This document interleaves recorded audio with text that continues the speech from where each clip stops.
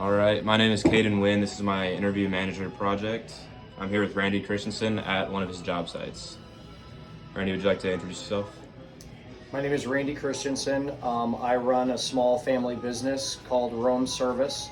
We are a mechanical maintenance contractor. I take care of probably about 20 to 25 accounts around Omaha here in the Bellevue area. I also travel across the state and go as far south as St. Joe, Missouri. All right, I get started with questions here. Now that we're post COVID-19, how is that affecting your business or industry? In our mechanical maintenance company, things like equipment and parts have really been affected. Not only the availability, meaning that it's tough for us to fix some of the heating and air conditioning equipment for our customers, but not the prices as well have severely been elevated. It's kind of been a shock. It's been a hurtful thing to our business, trying to sell sometimes equipment that isn't readily available at prices that they're now asking. All right. And how has the organization's culture changed due to the pandemic?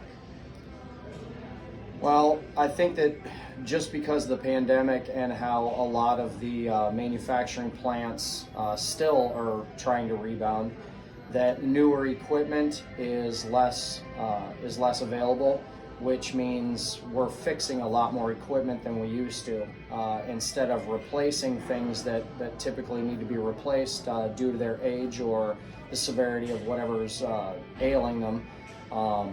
We have really stuck by trying to repair things rather than replace them. All right. Have you seen any issues or concerns regarding supplies or services needed to continue the company's vision, mission, or goals? You know, I guess our goal has always been the same. We're not looking to grow into a larger company or a monstrosity in the business. What our goal of our family business is to simply survive, to put food on the table for everybody that's involved. And although there's been some challenges because of COVID and some hurdles that we've had to go through, our goal is still the same. We're still trying to provide the best service and mechanical maintenance for our customers so that they continue to employ us and keep our business's doors open.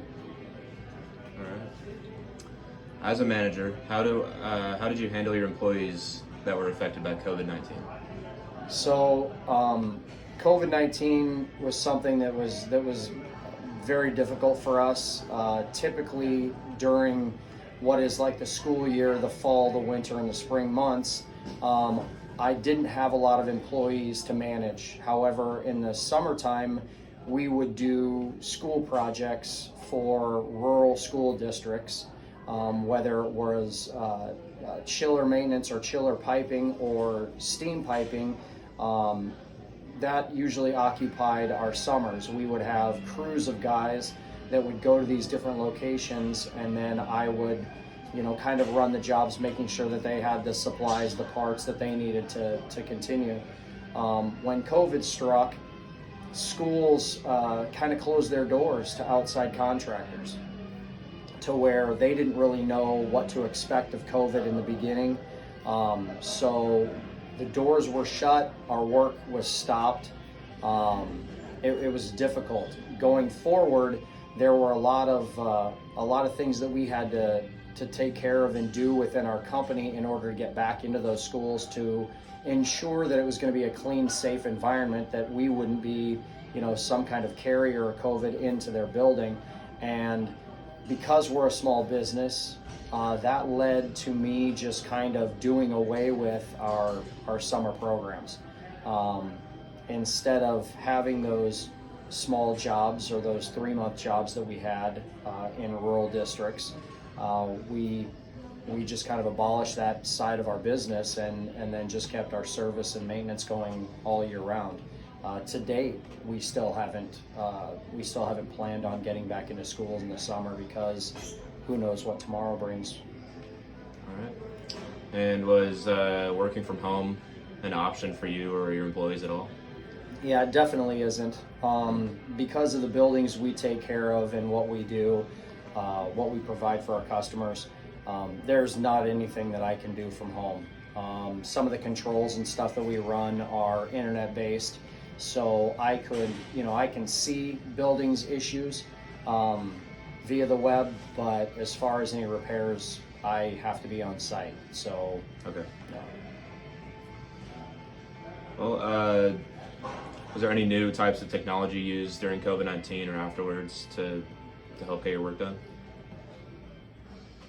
I don't think that that there was really anything significant that I can think of that that came about because of COVID-19 to help us accomplish our work. However, the products that came out in the heating and air conditioning business were kind of surprising because everybody is hypersensitive now to clean air, being able to exchange air with outdoor air, making buildings fresher.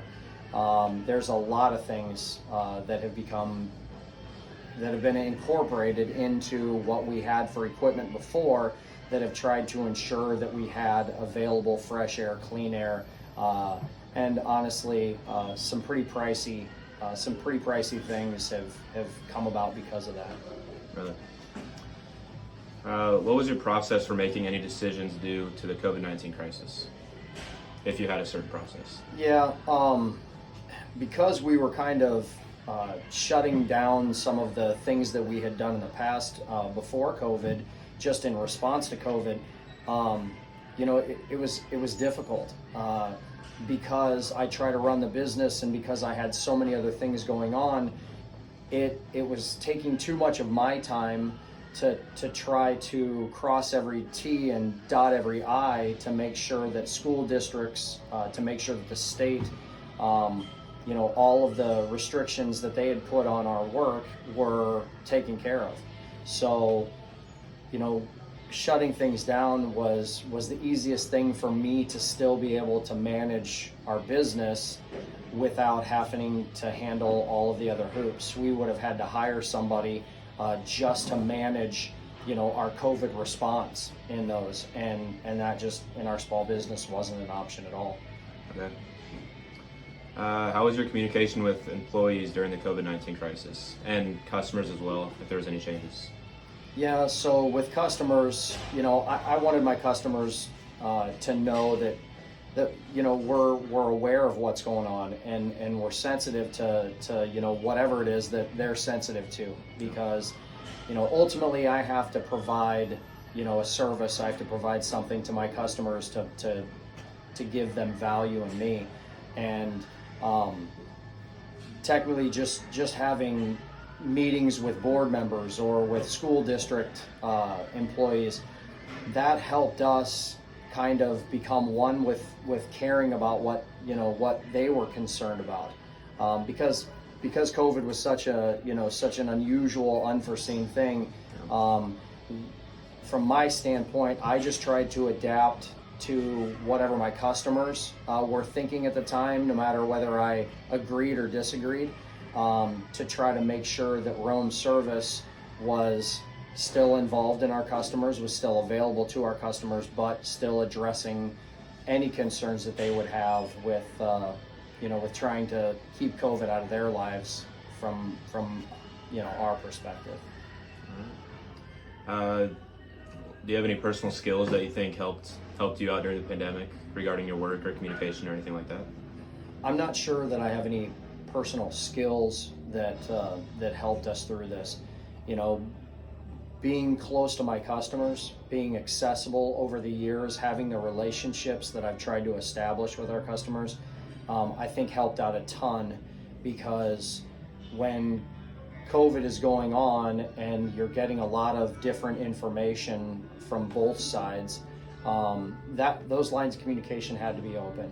I spent a lot of time just sitting at desks with, whether it was principals or superintendents or business owners, just talking through, what was going on, how they felt about it, what we needed to do to make sure that the occupants, whether it was their teachers or whether it was their employees or whether it was their customers, that wherever we were at, that we were making sure that people knew that we were aware of what was going on, that we weren't ignoring it, that we were trying to be diligent in making their environment not only safe but clean as well. Moving on, how would you prepare for the unexpected if a similar situation occurs in the future? It's a tough question with COVID. If we were to experience something like that again, I think that going through the years of it that we did now, I would definitely probably address some of the state's restrictions, some of the things that we had to do as a business to be able to be allowed into some of these projects as it was going on. I don't think that I did the wrong thing by not hiring somebody back when we first dealt with this COVID issue.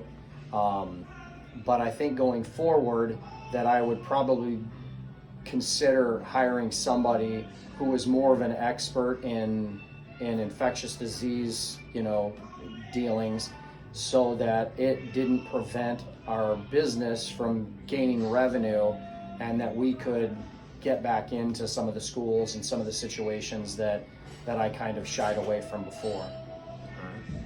All right. Would the company do anything differently than what you just mentioned? I don't know. In our business, in a service business like ours, there's always going to be a need for guys like me to keep air conditioning and heating systems going, whether it's schools, whether it's businesses, whether it's even residential homes. The great thing about our business is that it'll never go away. Going forward with COVID and just the questions that we had about not only the validity of it, but exactly how it was transmitted. Hopefully we get a lot more information if something happens again on how to control it a little bit better or how to prevent it a little bit better. I don't think that I would change how I would run the business, except for possibly hiring somebody to, a specialist that would kind of guide us into doing those things a little bit better, so that we were taking care of our people and our employees and presenting them to our customers, with the desires and the, whether it's licensing or whatever, to be able to get into those if required. But we're a small business, and trying to keep our head above water all the time is our main goal. COVID presented a hurdle to that, but we were able to get by. To get by and to thrive in that setting, I think, was difficult for a lot of different companies. And I think that from our perspective, us surviving through those things the way we did was a great thing. And I really don't know that I would change drastically a whole lot that we did the first time, just because I know from my personal aspect that I still have a lot of questions to COVID and to how it thrives in our environments. So in this course, we've learned about the 4 management functions: planning, organizing, leading, and controlling. So you just want to go through each of these and how they're incorporated into your business. So first with planning, just kind of how you plan your work and jobs.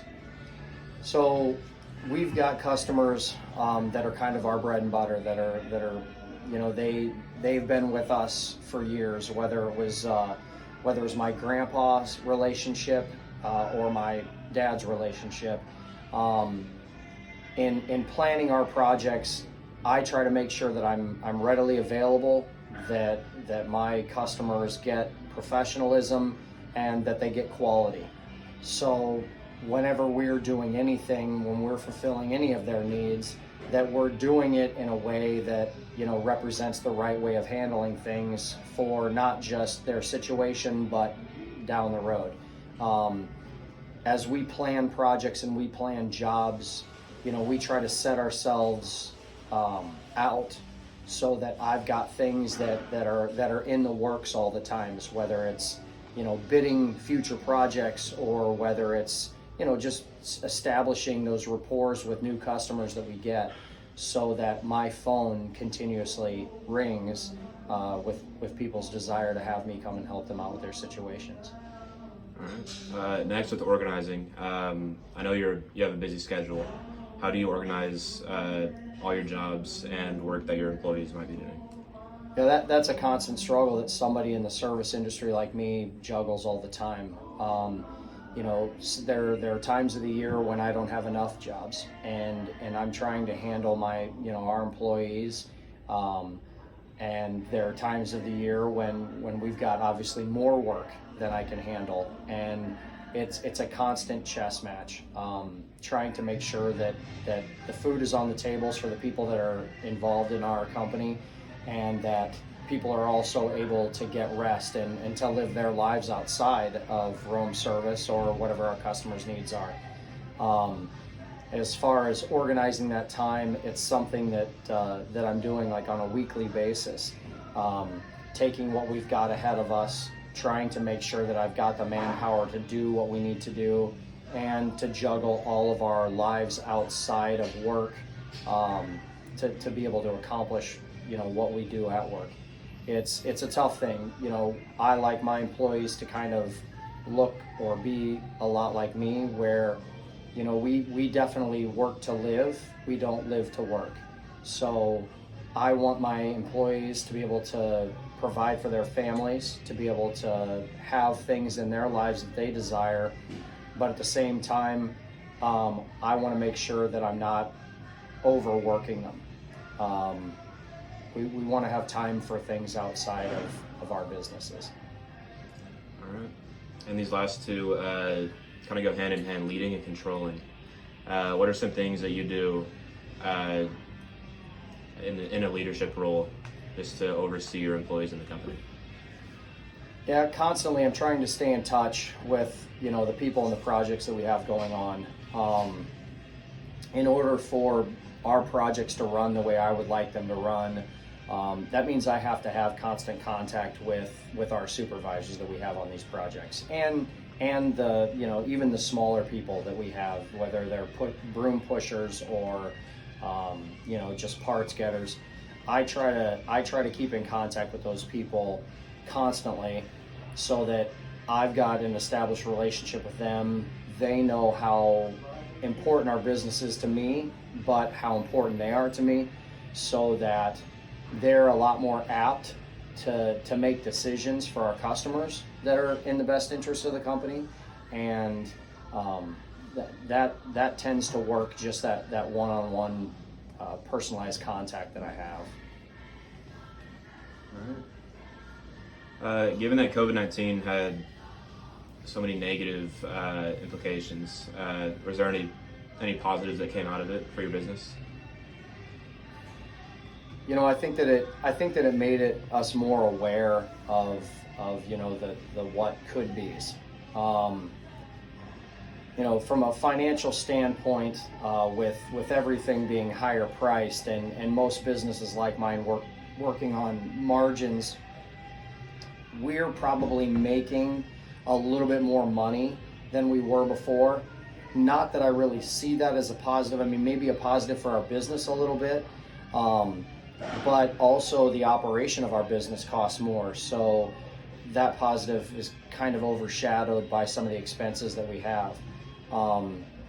Truly, I think that through the COVID experience, I've gotten closer with my customers, just because there was a lot more communication, a lot more contact that was going on through that. So I think that it has strengthened those relationships just through that. You know, I think we're all scared that, you know, something like this could happen again, and how is the world going to react to it? So it really is kind of tough for me to identify very many or very strong positives through it. Okay. Would you say that improving customer relations is the biggest positive that came out of it? Yeah, I mean, like I said, without being able to identify very many positives through it, you know, I think it made us all very aware, and collectively we all kind of joined together to try to battle what was going on in our world, and just try to get by and survive. So yeah, I think it definitely did strengthen the relationships that we have.